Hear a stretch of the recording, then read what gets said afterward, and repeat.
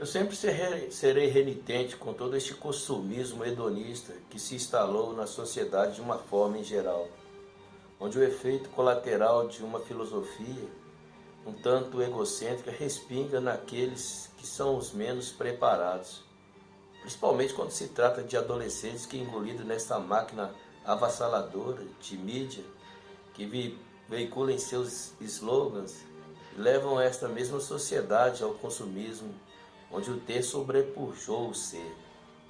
Vejo jovens de periferias, geralmente desprovidos de uma educação prodigiosa, serem seduzidos com os encantos nos merchandise que colocam nos seus contemporâneos da elite caríssimas grifes e tênis de valores exorbitantes, um fator preponderante para que esses mesmos jovens, que por não possuírem as condições necessárias para adquirir um produto de suas utopias e por não terem uma educação prodigiosa, compatível, e nem mesmo um harmônico convívio em seus lares, acabam subtraindo de outrem o fruto de seus devaneios.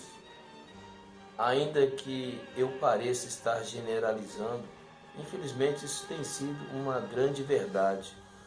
Obviamente estou colocando todos os jovens obviamente não estou colocando todos os jovens de periferia neste bojo, mas dentre eles estão os que vivem por aí a roubar.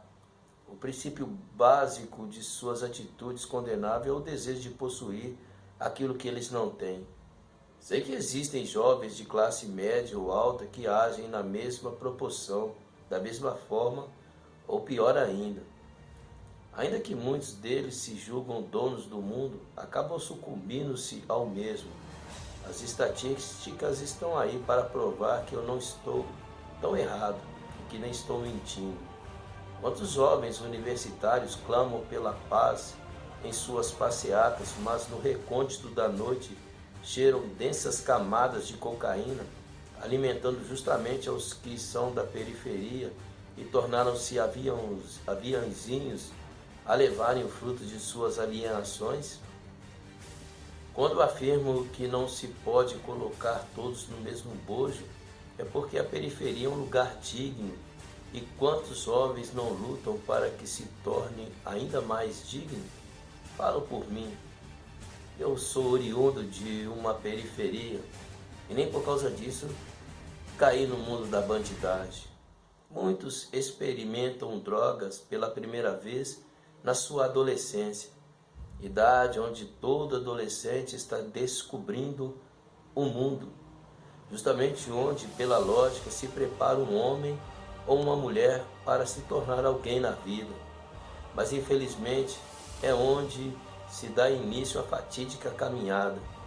Muitos encontram entre seus colegas de salas de aula os primeiros tragos de maconha.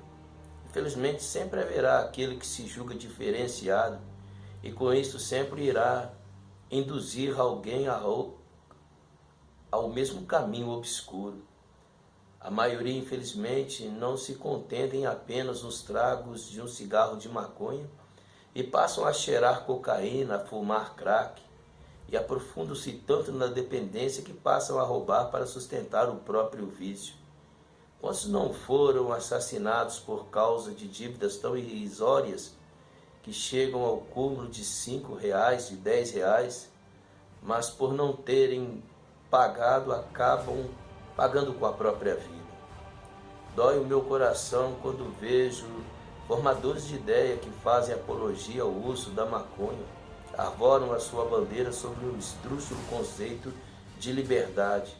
Estes minimizam os fatos em suas eufêmicas filosofias, mas esquecem que as suas palavras ferem mais do que as balas desses revólveres que a miúde estão matando os nossos jovens. Esquecem-se de que suas palavras estão colocando uma arma na cabeça de um inocente, pronto para ser sequestrado, roubado ou até mesmo assassinado. Quanto ao fazer uso deste maldito vício das trevas, quantos não se declinam para a marginalidade? e aqueles que são privilegiados e não necessitam roubar para sustentar o vício, injetam uma quantia astronômica no tráfico, o que ramifica em um violento efeito colateral, e arregimentam os cartéis, onde se promulga o roubo, o sequestro, o latrocínio ou até mesmo o estupro. Medo engano é acreditar que aquele que faz uso da cannabis ativa, tão como um maconha, o fará apenas quando se espelha no seu ídolo, seja este ídolo um cantor, um ator, ou seja lá quem for. Que pena que pense desta forma. E muitos acreditam que não passará de uma viagem psicodélica e nada mais. Viagem esta que visa apenas exaurir os neurônios. Aliás, torna-se uma viagem nos escombros da sociedade, em manicômios despreparados, na falta de um maior apoio do governo para que se criem centros de recuperação voltados para esta questão. Nos depósitos de presos, onde a maioria são de jovens que tinham um lindo futuro pela frente e acabam como ratos em um fétido porão, ou nos seus corpos enterrados em cemitérios de covas rasas, e quantos sem identificação? De uma mãe que chora ao ver a sucumbência de um filho, a qual com tanto amor deu os seus seios para amamentar, e agora esses mesmos lábios introduzem para dentro de si, não o néctar que lhe deu a vida, mas a essência desgraçada que o torna um excluído, um proscrito, um execrável. Vejo belos jovens, rostos lindos, sejam de homens ou de mulheres. Vejo a esperança voar para um horizonte, onde o céu não é tão azul assim, onde avassala a dor de um coração ferido por um filho rebelde. Vejo a dádiva de Deus converter-se em hospedaria do diabo, para que esta vida se esvaia juntamente com a fumaça que entorpece a sua honra. Nossos filhos desonrados à mercê da bandidagem, pela qual nunca em nossas orações fizeram parte.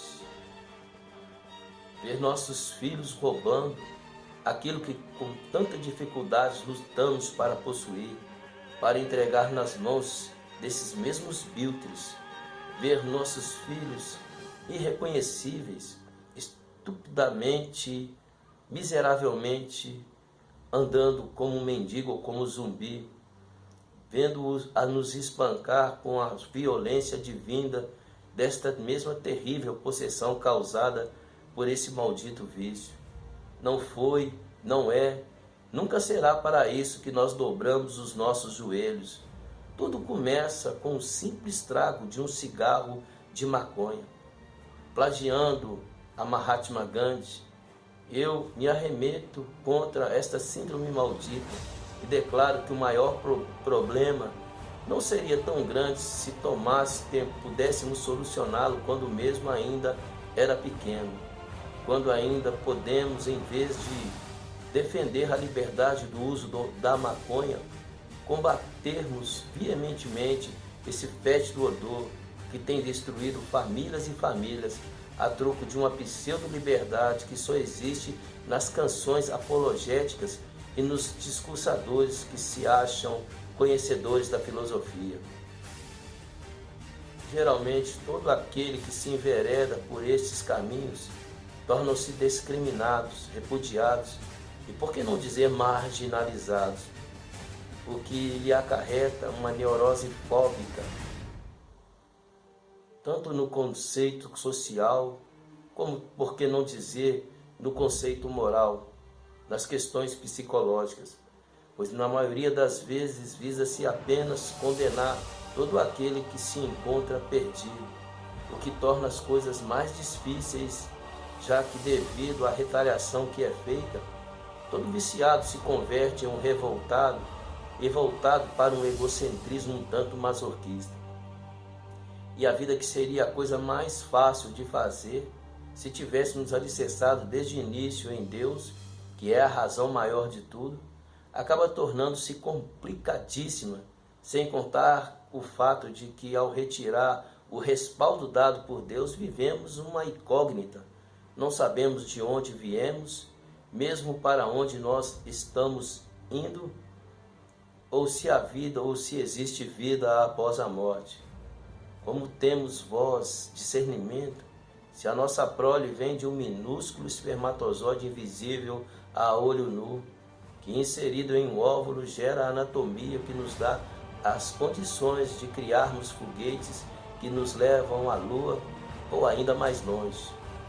Devido ao avanço tecnológico ou qualquer tipo de evolução desencadeada pela intelectualidade emancipada do homem, muitos hoje descartam a existência de Deus, apelando para um agnosticismo, por que não dizer um ceticismo quase inexpugnável, e não sabem porque muitas vezes se autodestroem em intermináveis angústias e depressão, entre tantos outros males que assolam a humanidade.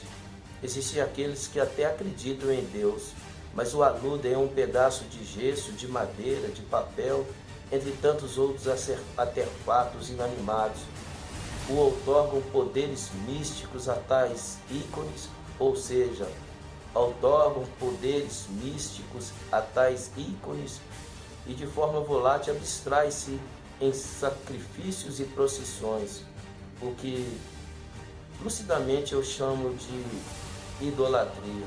Outros apenas creem que por esta forma foram adestrados por seus pais, e quando ainda eram crianças e maleáveis, e que sempre dá razão a tudo que lhe ensinam os seus próprios progenitores.